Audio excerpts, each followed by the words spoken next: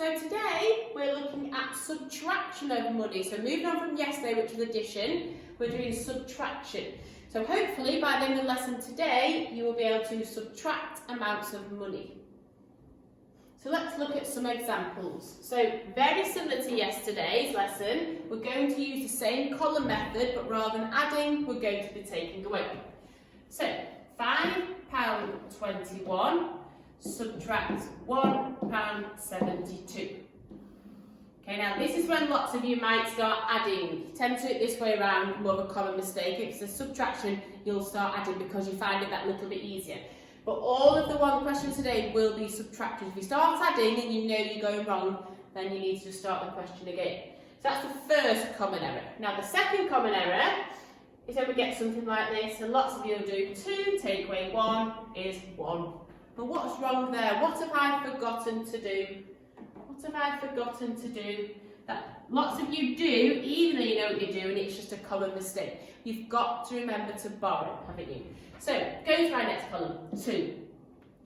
2 becomes 1. 10 goes over there, so my 1 is now 11. So 11 take away 2 leaves me with 9. Okay, 1 take away 7, can we do that? 1 take away 7, we can't, can we? So, borrow from the 5, got 11 again. 11 take away 7 is 4. Put my decimal point in as I go, again so we don't forget it, and then 4 take away 1 is 3. And what's the last thing I need to add into my answer there? Who can remember from the previous lesson? It's my units, isn't it? I'm going to check, it's pounds, so I'll put a pound sign in there. So the answer is £3.49. The next one, I've got 25. Now this one is a little bit tricky because I've got to think about how I'm going to set it out again. I've got £25, I've got £3.63. So where am I going to put it? I'm going to put a 3 here. 63, like that. Because my £25, I can also write it like that, can't I? So you can see that your decimals lined up, and then we've got the numbers, the zeros above the 6 and the 3. Check, it's a subtraction. Now, we can't do 0, have 0 and take 3 away from it, but this time we can't even borrow from the one next to it.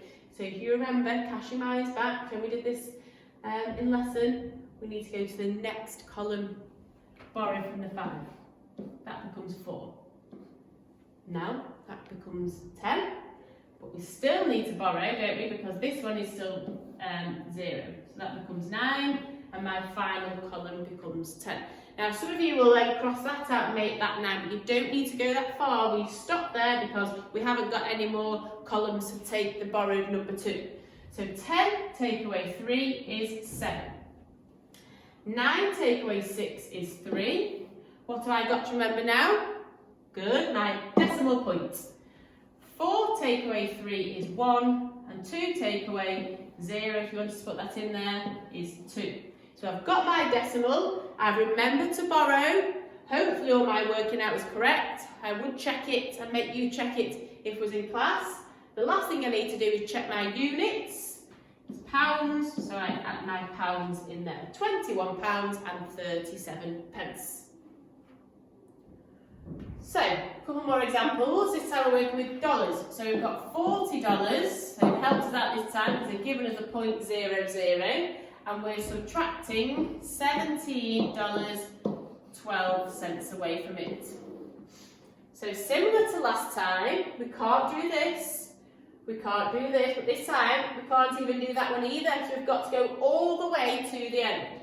So we cross out my 4, and that becomes 3. Take it across the next one, still need to borrow, and my final one ends up as 10. 10 take away 2 is 8. 9 take away 1 is 8. 9 take away 7 is 2.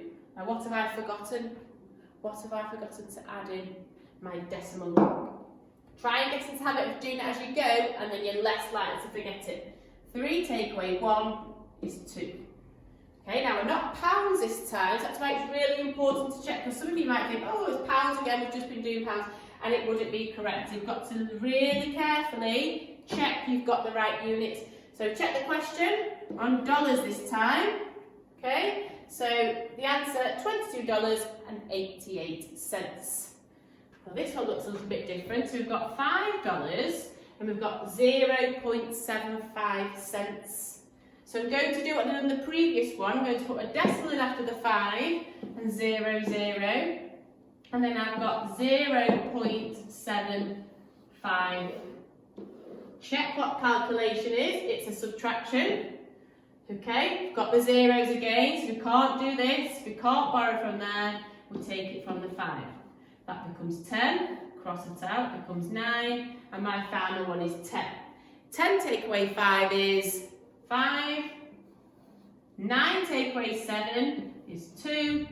Decimal in, 4 take away 0 is 4. Check my units. It's dollars again. $4.25. Okay, so this is what you're going to do today. You're going to read pages 264 to 266 in your Galore Park book, and you're then going to complete exercise 21.3. Remembering the same things as yesterday, so decimal in your answer, units in your answer, make sure you're lining the numbers up carefully, make sure you're copying the numbers carefully. There's lots of little things to think about, but don't be put off just because it's got like a pound sign in there or a dollar sign in there. It's really just the same method as what we've been doing when we did subtraction right at the start of the year. Okay, remember to borrow. That's the other big one as well. If the number underneath is higher in value, you must borrow from the next column along. You'll do great. Good luck.